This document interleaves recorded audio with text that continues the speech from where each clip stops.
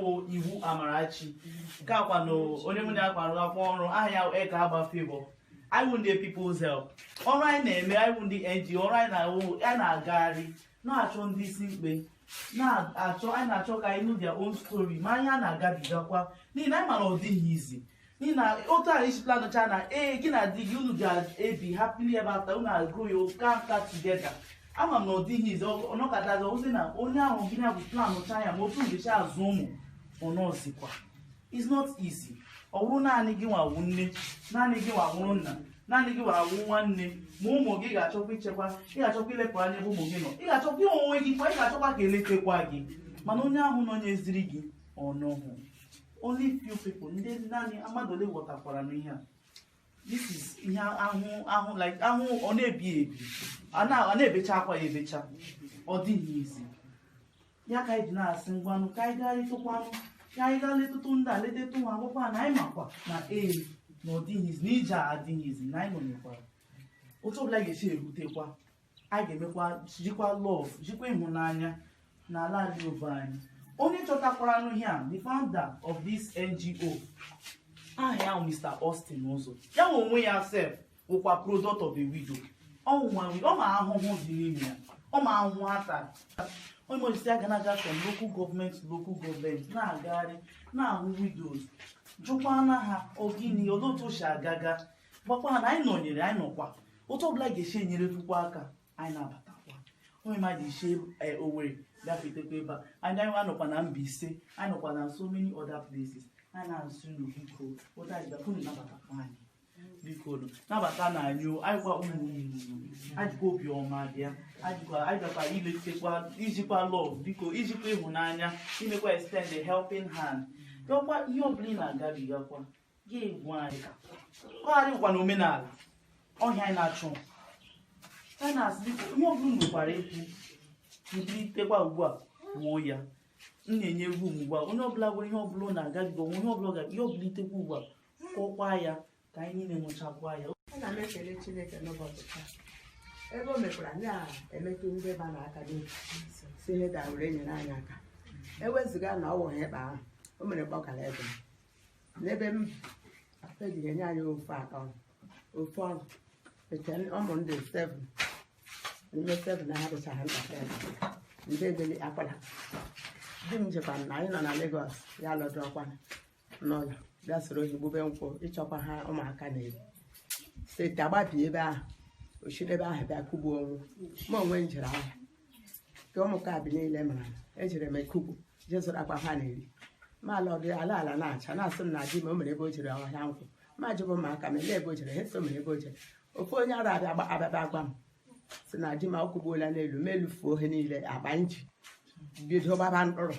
na-agba mkpụrụ ebe niile mmadụ mebe nche ebido masị so ụmụaka nda eleba anyị gaji eme so onye ọcha sị ya kpọrọ gị lakpuo hụ na gị sị gị lakpuo n'ụlọ jee nọrọ nsọ papa hụ na ya a sị na gị sorola ha ebe na ebe ahụ saa afọ a echeghị nsa nsogbu gara ebe m ịhụ n'ebe o jiri kpaa dị ugbu a agaghị afọ ụmụaka ma sọsọ manị naanị na-ebi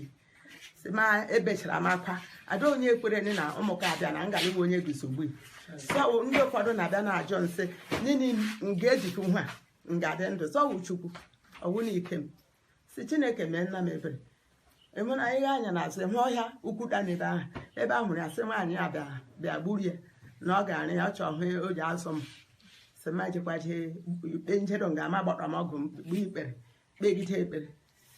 ekpecha ekpere ahụ mewere gburu ọrụ ahụ nrụgide ya rụchaa ya ha ewere ndị enye m ego ndị eriekwa ka ihe si masịsị ọ dị mmasị nwee nsogbu onye riri ego nwaanyị shikpo ma hụ akpụ ji ada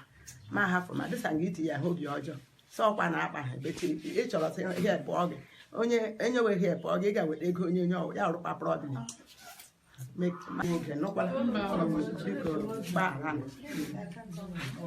aha wụ Kalista Azubike onye ụmụaka ngwuru ha 3 years dị nwụrụ. Di m chibụrụ ụtụtụ maanyị emechi ekpere mapafu ive ya jee mee kisi ya kpọrọ ụmụ ya kwadocha ha skuul ya shi ya jeje Owerri ịzụ ihe paasị ya je meji meshin shoke wa ego ya jejeje ahụ fụrụ 5,000 shadekwana kenji ha gbakwara warụ chọkpacha nyasha ngwa were m beji mee kisi eje makwanụ ahịa eje m Owerri ahụ lọdụ Owerri ewu nọ n'ime ụlọ ma na-ebe akwa ya gaji mụzụ ụmụ ka bịa ebe achị agbọ ala ya ọrị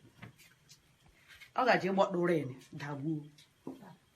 gbọdụrụ na amụmụ ka bịa ndị gbahụ ebe a ga-ahụrụ ya ọdụ onye nkulita ya na ọcha akpụ jiri hịkọ ndị gbakwuru ya leta ya nọrọ nga nwụọ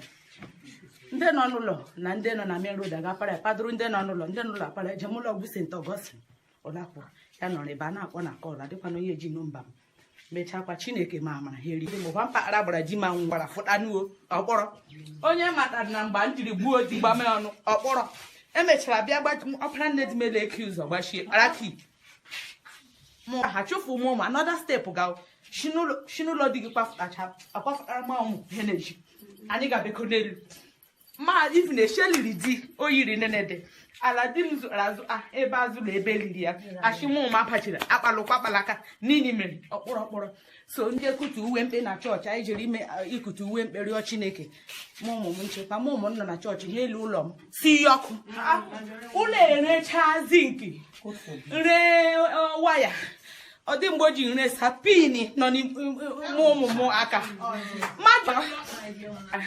anyị ewere nwa zinki na hepa achịcha ụlọ anyị ọkpa m ụmụ m gajiri nọrọ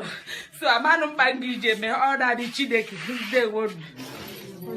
Mgbe nwaanyị di enwe n'ime nga ọkpa a ga-enye gị mkpụrụta akpa ugo gị kpụ ụmụ iri na ise nne m jikwara ijeche jọb wedata nwa gị ala ijeche jọb ka a kwụrụ ụgwọ ya ga-ewere ka na-akwụghị nke gị ala akụkụkwa na ha manụ n'ime ọrụ ọhụ ijiji nwa ọbụla e hụrụ n'ime ọrụ rụcha ọrụ nara ego ị ga-iji eke akụkụ mụ na onwe nguzebe mmarịta akwa akpọ m nwere ọ dị okwu isi ka ọ dị ma ọ dịkwa n'afọ ọrụ anyị ahụ ya eji chọọ m n'ụmụ kaadị ya alọdụ chaadị n'ihe echichi ike agala agwụ ya si ị dara elu asụ gala gịrị eso dị hụ mma kpọọ nwanne m nwoke ọ bịara ọrụ ebe ka esi ndị ịkpa nwunye gị ejiri gaa anyị asị gịnị dị si biko adị unu jide abụọ ọgbọ ọsọ ụbọchị ahụ dị m ụzọ n'anyịla ya sị gịnị si n'ụbọchị ya sa mmiri daa ma anyị na-abịakwa nso kwuru ụka n'ọnụ anyị na-abịa ha gbara gbakwuo kpọwe matie ya sị nke lagịrị bụ sọdị hụ mmụle fara ịmakarị anyị ọ bụlakwa ihe asọ gwara ndị ozi ọ dịghị na di m kpuchiri ụkwụ ọ dịghị nwa kpuchiri aka chite ebe ya dị ọrụ na mmiri ọda ọka nsi gwara aka fọrọ mmiri na urukwu dakpa na siti igwe na-azụgharị dị ndewo ewezụga Jehova anyị amaara ebe anyị ga-anọ n'ụbọchị taa mana ọtụtụ ụmụ nwaanyị si mkpe gbakwutere Jehova anyị gbakwuru Jehova ọ dị nwaanyị si mkpe a sịrị ma ọ bụ ya anyị mara ọnọdụ anyị ga-anọ anyị kọba ya dịka n'ụlọ taa ụdị mkpagbu isi mkpe nwetara di m rịa stroke 5 years ọ bụ di ahụrụ asada mana o ji nwaanyị ma bịakwuta ya wọọ n'elu wọọ kwụ ya nna obodo ka ha ejiri kụjie maka last week o wube ube di m shinkweniji ahụ onye nye matoriti nwere right kụjie maka kworo ube ara m ube gwụsị azụrụ m ube n'ahịa ama nke ngị kọ ma nke ngị mbecha mebegharị ya dịtụ ndị ozi Chineke dị iji emoji rịọbachi anya mmiri ndị stọpụ ya ruo ole mgbe ha anaghị ezide nwụrụ no help eji m agba ya garị mana n'ụtọ 5 years njile ya stroke ịgaghị amagwụ aka kpụtọ nnefu Chineke onye kpọtara nụ